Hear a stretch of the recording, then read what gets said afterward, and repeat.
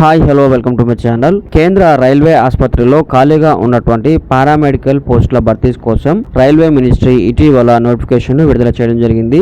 దీనికి ఆగస్టు 17 నుంచి అప్లై చేసుకోవచ్చు అని అయితే రైల్వే మినిస్ట్రీ తెలపడం జరిగింది. ఏ విధంగా అప్లై చేసుకోవాలి, ఏ డాక్యుమెంట్స్ అనేవి మనం అప్లోడ్ చేయాలి అనే దాని గురించి ఈ వీడియోలో అయితే పూర్తిగా తెలుసుకుందాం. మీరు కనుక నా ఛానల్కి కొత్తగా వచ్చినట్లయితే వెంటనే సబ్స్క్రైబ్ చేసుకోండి. అలాగే ఇలాంటి ఇంట్రెస్టింగ్ జాబ్ విషయాల గురించి మీరు వెంటనే రైతు ప్రస్థానం అనే వెబ్సైట్ని విజిట్ అవ్వండి. అక్కడ మీకు స్టేట్, సెంట్రల్ అలాగే ప్రైవేట్ కంపెనీలకు సంబంధించి జాబ్స్ ఎప్పటికప్పుడు పోస్ట్ అవుతూ ఉంటాయి. ఇక వీడియోలోకి వెళ్ళినట్లయితే ఆర్ఆర్బీకి అప్లై చేసుకునే ముందు మీ యొక్క Aadhaar card, email ID, mobile number అయితే దగ్గర ఉంచుకోండి. ఎందుకంటే వాటికి ఓటీపీ అనేవి రావడం జరుగుతుంది. ఆ ఓటీపీని ఎంటర్ చేస్తే మీరు మీ యొక్క అప్లికేషన్ అనేది పూర్తి చేసుకోవచ్చు. అలాగే మీ ఫొటోస్, సిగ్నేచర్స్ అనేవి 30 నుంచి 70 KB మధ్య ఉంచుకోండి. అలా అయితే మీరు అప్లోడ్ చేసుకోవడానికి ఈజీగా ఉంటుంది. ఈ ఆర్ఆర్బీకి మీరు మొదటగా అప్లై చేసుకున్నట్టయితే మీరు ఫస్ట్ అయితే లాగిన్ ఐడి క్రియేట్ చేసుకోవాల్సి ఉంటుంది. ఒకవేళ మీరు ఇంతకు ముందే ఆర్ఆర్బీ, జేఈ లాంటి పోస్టులకు అప్లై చేసుకున్నట్లయితే మీరు డైరెక్ట్ గా లాగిన్ అయితే సరిపోతుంది. ఇప్పుడు లాగిన్ ఐడి అనేది ఎలా క్రియేట్ చేసుకోవాలో ఇక్కడైతే చూద్దాం. ఇది వచ్చేసి మనకు సౌత్ సెంట్రల్ జోన్ యొక్క వెబ్సైట్, అంటే సికింద్రాబాద్ వెబ్సైట్. ప్రతి ఒక్క జోన్కి ఒక వెబ్సైట్ అయితే ఇవ్వడం జరిగింది. ఆ వెబ్సైట్ ద్వారా మీరు అప్లై అనేది చేసుకోవచ్చు. ఇక్కడ మీకు అప్లై బటన్ పైన క్లిక్ చేస్తే మనకు 2 ఆప్షన్లు అయితే రావడం జరిగింది. Create N account, already have an account. అంటే ఒకవేళ మీరు ఇంతకుముందే ఆర్ఆర్బీ కానీ జేఈ పోస్టులకు కానీ అప్లై చేసుకున్నట్టయితే ఆల్రెడీ హ్యావ్ ఎన్ అకౌంట్ అనేది చేసే సరిపోతుంది. ఒకవేళ మీరు ఇప్పుడే అప్లై చేసుకుంటున్నట్టయితే మీరు ఒక లాగిన్ ఐడి క్రియేట్ చేసుకోవాల్సి ఉంటుంది. ఇక్కడ నేను లాగిన్ ఐడి అయితే క్రియేట్ చేసుకుంటున్నాను. ఇక్కడ మీరు చూసుకోవచ్చు, candidate have an already created an account. Technicians కానీ, సబ్ ఇన్స్పెక్టర్లకు కానీ, అంటే ఆర్పిఎఫ్లకు కానీ, జేఈ జూనియర్ ఇంజనీర్లకు కానీ అప్లై చేసుకున్నట్టయితే మీరు డైరెక్ట్ లాగిన్ అవ్వని చెప్తుంది. ఇక్కడ కూడా నేనైతే ఇంతకుముందు ఎప్పుడు క్రియేట్ చేసుకోలేదు కాబట్టి నేను ఇప్పుడైతే లాగిన్ ఐడి క్రియేట్ చేసుకుంటున్నాను. ఇక్కడ మీరు చూసుకోవచ్చు, ఫుల్ నేమ్ అడుగుతుంది. అలాగే మళ్ళీ ఫుల్ నేమ్ రిపీట్ ఎంటర్ చేయమంటుంది. మీరు ఒకవేళ ఈ రీసెంట్ లో ఆధార్ కార్డ్ లో నేమ్ అనేది చేంజ్ చేసుకుంటే మీరు హ్యావెన్ చేంజ్డ్ యువర్ నేమ్ అయితే క్లిక్ చేసుకోండి. ఒకవేళ చేంజ్ చేసుకోకపోతే నో అని అయితే పెట్టేసేయండి. మీ యొక్క డేట్ ఆఫ్ బర్త్ మళ్ళీ రిపీట్ ఎంటర్ చేయమంటుంది. మీ యొక్క జెండర్ మళ్ళీ రిపీట్ ఎంటర్ చేయాలి. మీ యొక్క ఫాదర్స్ నేమ్ ఎలాగైతే మీ 10th సర్టిఫికేట్లో ఉన్నాయో అదే విధంగా నేమ్స్ అయితే ఇవ్వండి. నేమ్స్ తప్పిస్తే మీ అప్లికేషన్ అనేది రిజెక్ట్ అవ్వడం జరుగుతుంది. మీ మదర్ నేమ్ కూడా మీ 10th సర్టిఫికేట్ లో ఎలాగైతే ఉందో అదే విధంగా ఇవ్వండి. అలాగే మీ యొక్క ఆధార్ కార్డ్ నెంబర్ అనేది ఎంటర్ చేయాలి. ఆధార్ కార్డ్ నెంబర్ అనేది ఎంటర్ చేసిన తర్వాత ఇక్కడ వెరిఫై యూజింగ్ ఆధార్ అనేది కనిపిస్తుంది. దాని మీద ప్రెస్ చేయండి. ప్రెస్ చేస్తే మీ యొక్క ఆధార్ కార్డ్ డీటెయిల్స్ అనేవి రావడం జరుగుతుంది. అదైనా కాదా ఒకసారి చూసుకొని మీరు యాక్సెప్ట్ కొట్టండి. సబ్మిట్ చేసిన తర్వాత మీకైతే ఈ ఆధార్ కార్డు వెరిఫికేషన్ అనేది డన్ అయిపోతుంది. అలాగే మీ యొక్క కాంటాక్ట్ డీటెయిల్స్ అయితే ఇవ్వాల్సి ఉంటుంది. ఇక్కడ ఈమెయిల్ అడ్రస్ ఇచ్చి గెట్ ఓటీపీ పైన క్లిక్ చేస్తే మనకు ఓటీపీ అనేది రావడం జరుగుతుంది మెయిల్ కి. ఆ మెయిల్ ఓటీపీ అనేది ఎంటర్ చేయాలి. దాని తర్వాత మొబైల్ నెంబర్ ఎంటర్ చేసి గెట్ ఓటీపీ పైన క్లిక్ చేస్తే మన మొబైల్ నెంబర్ కు ఒక ఓటీపీ అనేది రావడం జరుగుతుంది. దాని తర్వాత క్రియేట్ పాస్వర్డ్, ఆ పాస్వర్డ్ అనేది క్రియేట్ చేసి మనం ఒక క్యాప్చా ఉంటుంది. ఆ క్యాప్చా అనేది ఎంటర్ చేసి సబ్మిట్ పైన క్లిక్ చేస్తే మనకు ఒకసారి ప్రివ్యూ అయితే అడగడం జరుగుతుంది. మీ నేమ్స్ డీటెయిల్స్ అన్ని కరెక్ట్ ఉన్నాయా లేదా చూసుకొని ఒకసారి ఎస్ అని ప్రెస్ చేస్తే మనకు సబ్మిట్ అయితే అవ్వడం జరుగుతుంది. సబ్మిట్ అయిన వెంటనే మిమ్మల్ని రీలాగిన్ అవ్వమని అడగడం జరుగుతుంది. సో లాగిన్ అయిన వెంటనే మనకు ఈ విధంగా ఒక నోటీస్ అయితే రావడం జరుగుతుంది. మొత్తం ఈ ఎగ్జామ్ ను 13 లాంగ్వేజెస్ లో అయితే కండక్ట్ చేస్తూ ఉన్నారు. ఇక్కడ మీరు ఇది మాత్రం కేర్ఫుల్ గా సెలెక్ట్ చేసుకోండి.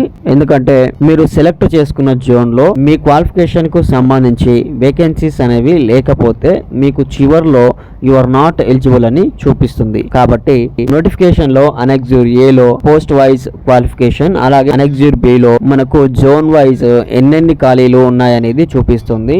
సో దాని ప్రకారం మీరైతే అప్లై చేసుకునే ముందు మీ జోన్ ను మీ క్వాలిఫికేషన్ కు తగ్గట్టుగా సెలెక్ట్ చేసుకోండి. ఈ నోటిఫికేషన్ కి సంబంధించిన పీడిఎఫ్ ను ఆల్రెడీ రైతు ప్రస్థానం అనే వెబ్సైట్లో ఇచ్చాము. అక్కడ నుంచి మీరు నోటిఫికేషన్ డౌన్లోడ్ చేసుకొని మీ క్వాలిఫికేషన్ తగ్గట్టుగా ఎక్కడ వేకెన్సీస్ ఉన్నాయో చూసి మీ జోన్ను సెలెక్ట్ చేసుకోండి.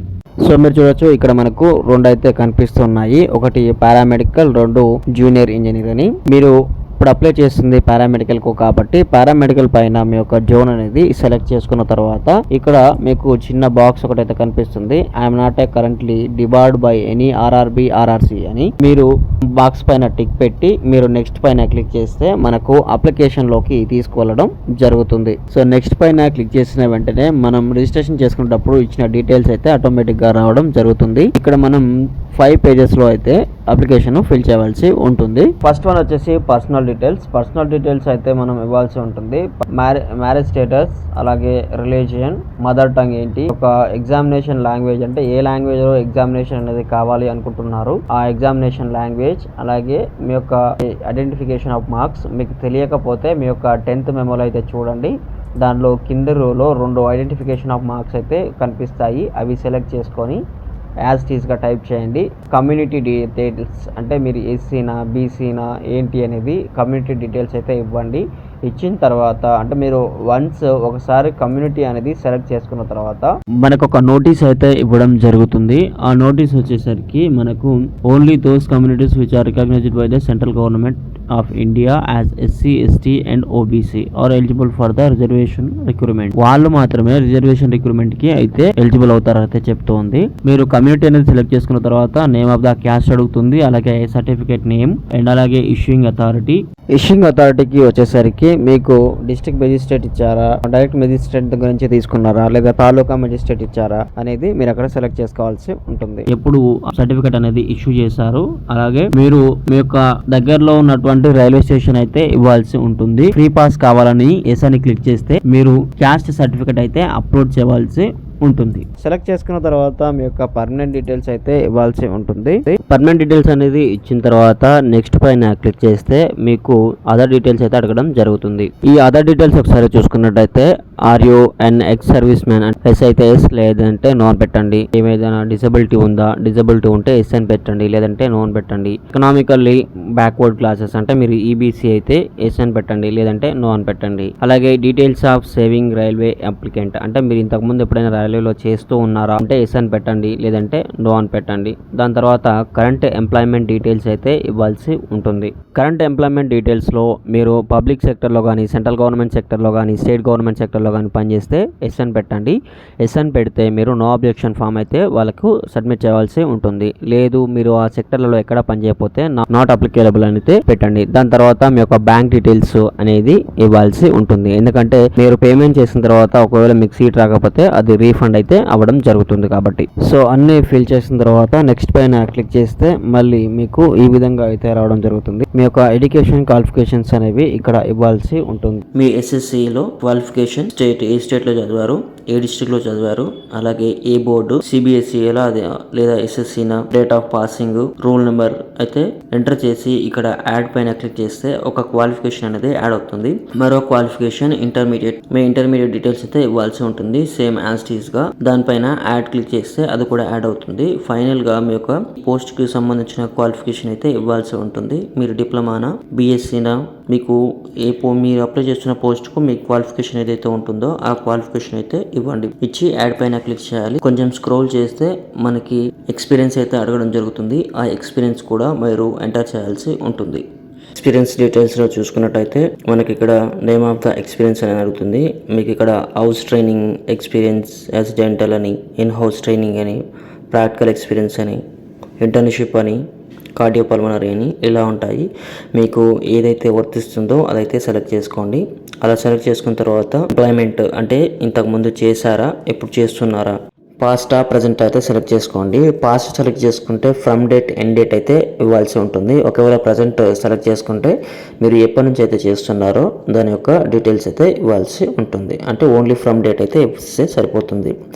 ఇచ్చిన తర్వాత నెక్స్ట్ పైన క్లిక్ చేస్తే మన యొక్క ఫోటో సిగ్నేచర్ అయితే అప్లోడ్ చేయమని అడగడం జరుగుతుంది. మీకు స్టార్టింగ్ లో చెప్పాను ఫోటో అండ్ సిగ్నేచర్ అనేది 30 నుంచి 70 KB మధ్య ఉండాలని. మీరు దాన్ని సెట్ చేసుకొని అప్లోడ్ అయితే చేసుకోండి. అలాగే మీకు స్టార్టింగ్ లో కూడా చెప్పాను మీరు మీ యొక్క జోన్ అనేది కరెక్ట్గా చూసి సెలెక్ట్ చేసుకోండి. లేదంటే మీకు నాట్ ఎలిజిబుల్ అని వస్తుందని ఈ పేరాగ్రాఫ్ దగ్గరే వస్తుంది. ఒకవేళ మీరు మీ జోన్లో మీకు సంబంధించిన వేకెన్సీస్ అనేవి లేకపోతే ఇక్కడ మీరు ఫొటోస్ అప్లోడ్ చేసి నెక్స్ట్ పైన క్లిక్ చేస్తే ఇలా రావడం జరుగుతుంది. ఒకవేళ మీకు సంబంధించిన జోన్లో కనుక మీ క్వాలిఫికేషన్ కు తగ్గ వేకెన్సీస్ ఉన్నట్లయితే ఈ విధంగా అయితే కనిపించడం జరుగుతుంది. అప్పుడు మీరు దాన్ని యాడ్ చేసుకొని ప్రివ్యూ పైన క్లిక్ చేస్తే మీ అప్లికేషన్ అనేది ఫైనల్ గా చెక్ చేసుకోమని చెప్తుంది.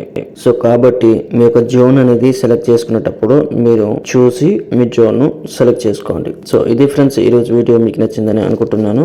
మీకు నచ్చితే లైక్ చేయండి. అలాగే మన ఛానల్ కి సబ్స్క్రైబ్ అవ్వడం మాత్రం మర్చిపోకండి. Thank you friends.